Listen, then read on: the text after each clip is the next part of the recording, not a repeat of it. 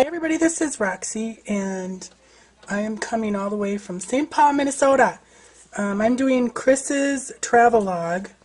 Let me just show you that real quick. Kris Shievert, and hers is about where you're from, where do you live. And she just wants us to kind of tell a story of where we live. So anyways, I will just get started.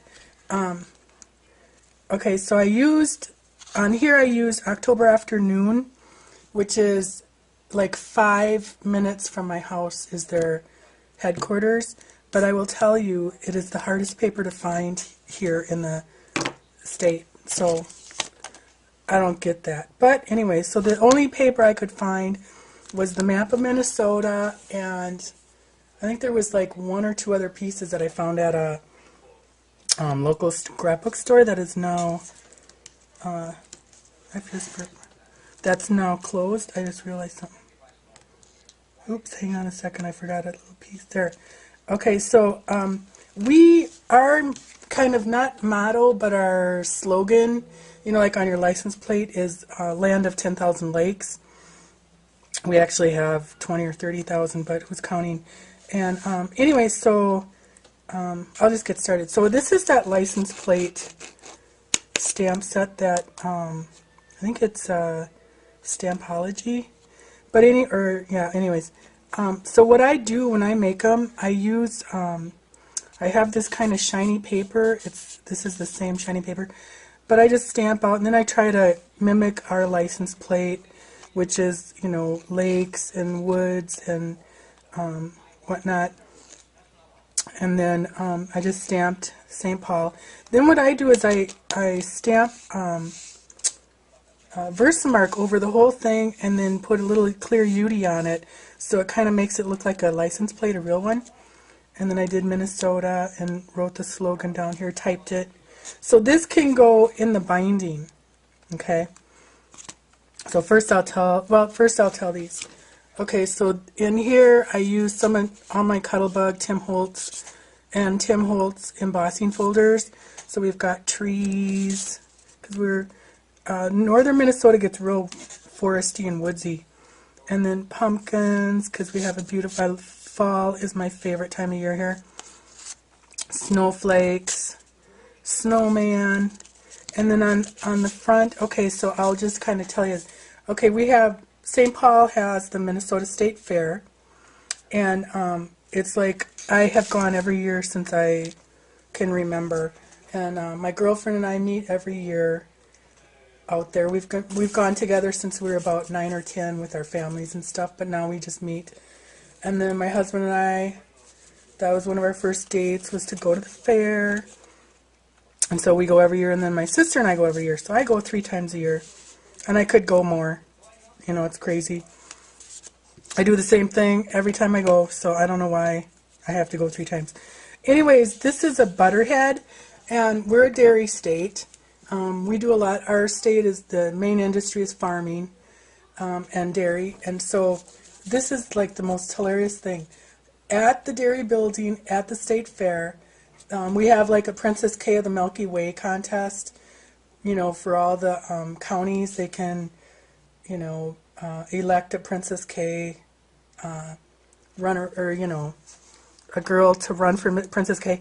And then during the state fair, the princess and all the runners-up sit in this refrigerated room that has glass, and then a sculptor sculpts their head, which every time I've ever seen one, they don't really look like the person.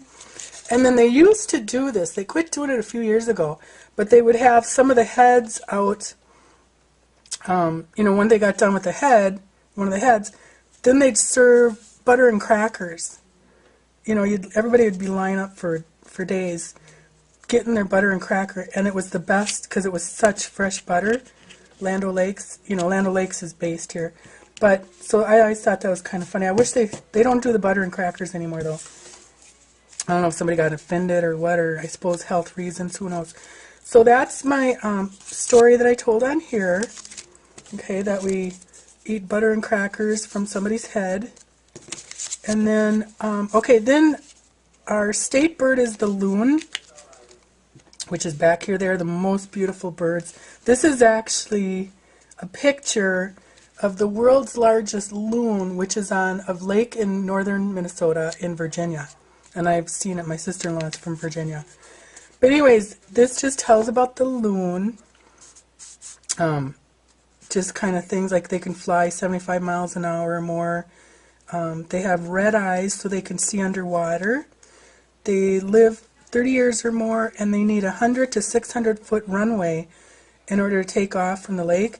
And typically, lakes will only have, like, loons don't band together like the other ducks do, or other fowl. They are real territorial, so it'll be a loon and his wife and their babies. And the babies live, or they kind of wean the babies on their backs. It's really cool. You know, I'm sure you've heard. If you haven't heard a loon call, just search in YouTube for, just type in loon calls.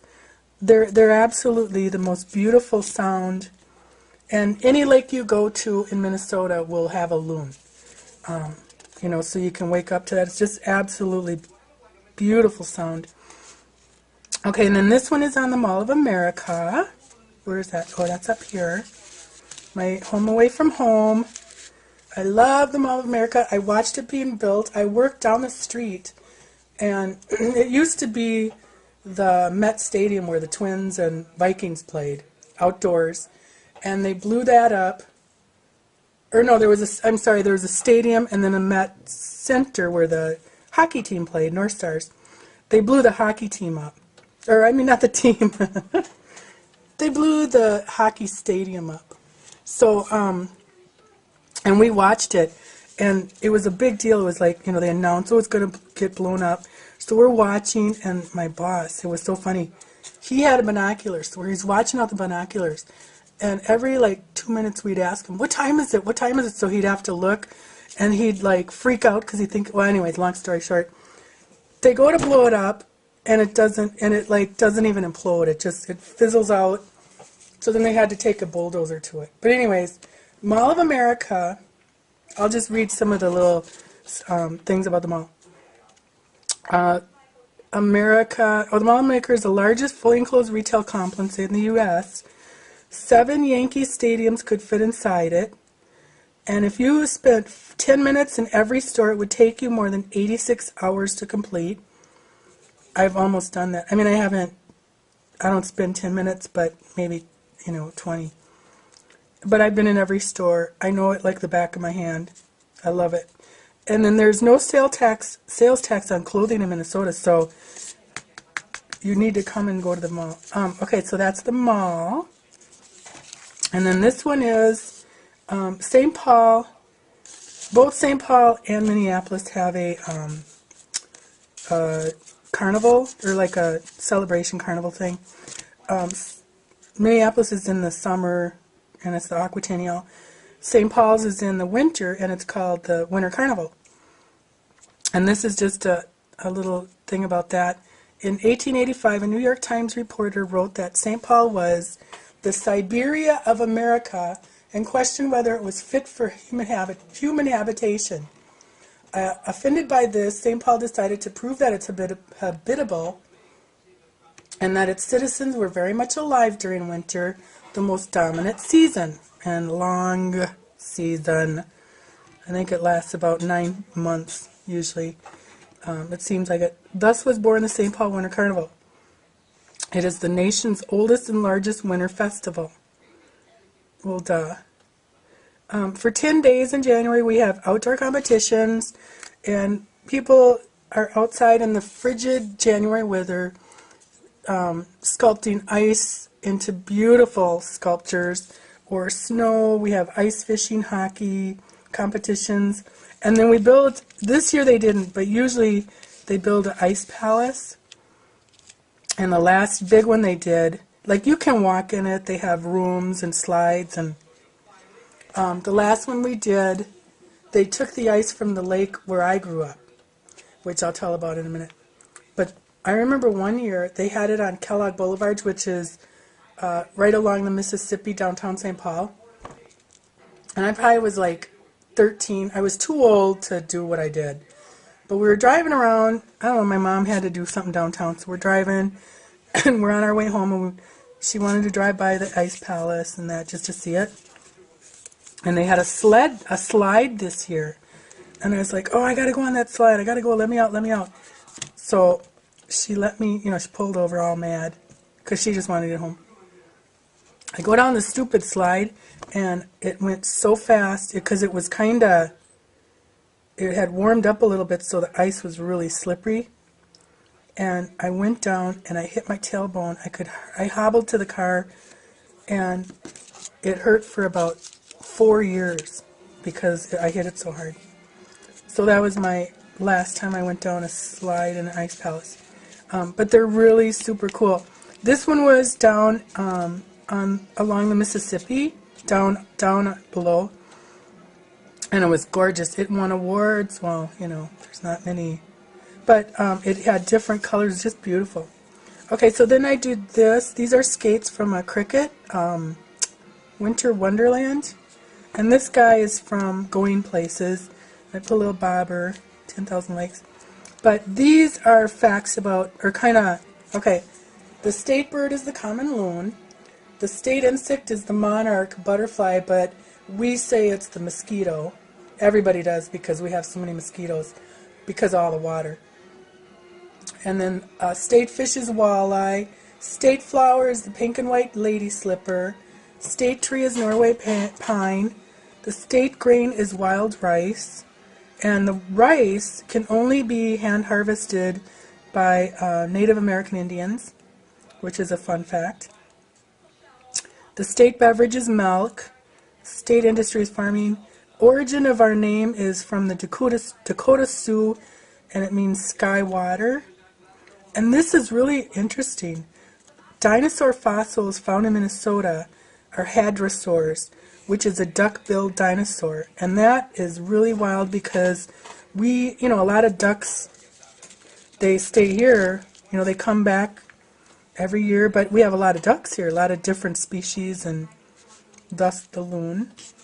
Okay, so then this will go here.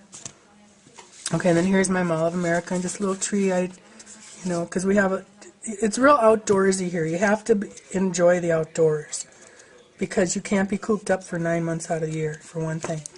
Okay, so St. Paul is the state capital. And this is a picture of when my girlfriends and just a bunch of us neighbor kids, we had a local playground, and they would take field trips. So this is our field trip. I think I was about 10, maybe 10, 11. And we took a field trip down to the state capitol. This is the house I grew up in. And this is my sister and I in front of the house years and years ago. And then this is the lake. We were like a few blocks from this lake, and every summer we fished out here every year. And then they still we'd go sliding. Across the lake there was a really good hill where you could go tobogganing or sliding, and you'd go right out onto the lake. And once you hit that icy lake, you would go almost clear across the lake. And this is my grandma and aunt at the lake, and this was probably 1940s. And then this is the Como Park Conservatory. It's a really gorgeous gardens and flowers. And Como Park had has a zoo plus a ride. You can go on rides and stuff. And we spent many, many, many days in summer there. So this is my little contribution for Kris, and it was really fun to make. And I wish I could make make one for myself too, because it's really fun to do these. But anyways, I think that's it. If you haven't been to Minnesota, we love visitors. Oh, and here's an interesting fact.